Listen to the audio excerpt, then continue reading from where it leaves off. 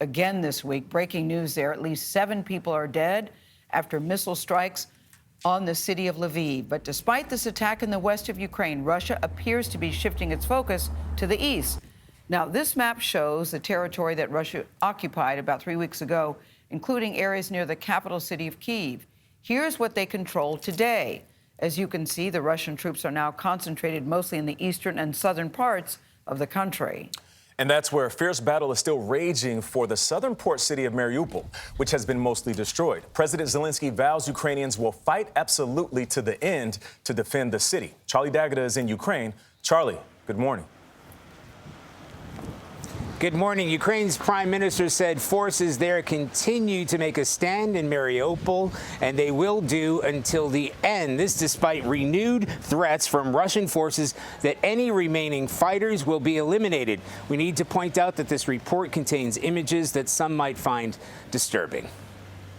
There's not much left of Mariupol after weeks of an unrelenting Russian onslaught. But within this sprawling steel plant and the series of tunnels beneath it, a number of Ukrainian forces are still holding out, defying the ultimatum from Russia to surrender or die. Ukraine's foreign minister Dmytro Kuleba told Face the Nation Russia is razing the city to the ground at any cost. The situation in Mariupol is both dire militarily and heartbreaking. The city doesn't exist anymore. In Kharkiv, medics treating an injured woman were forced to dive for cover to save their own lives in the middle of an artillery attack.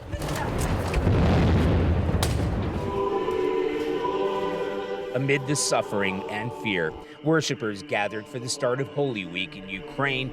Easter is celebrated next Sunday.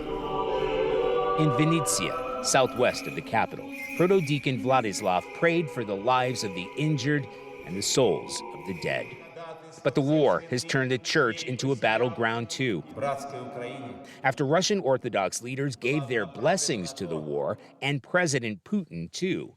Father Vladislav says that makes the Russian Orthodox Church an accomplice.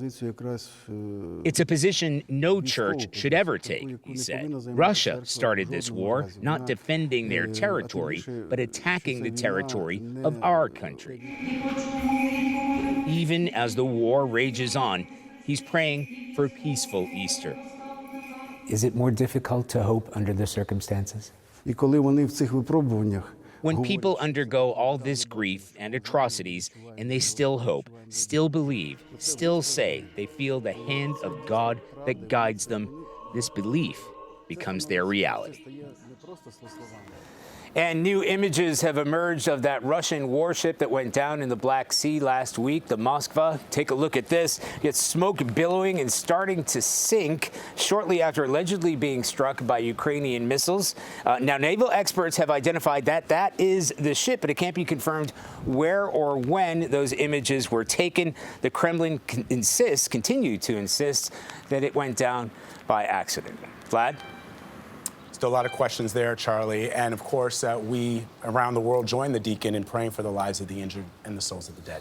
Charlie D'Agata in Ukraine, thank you very much.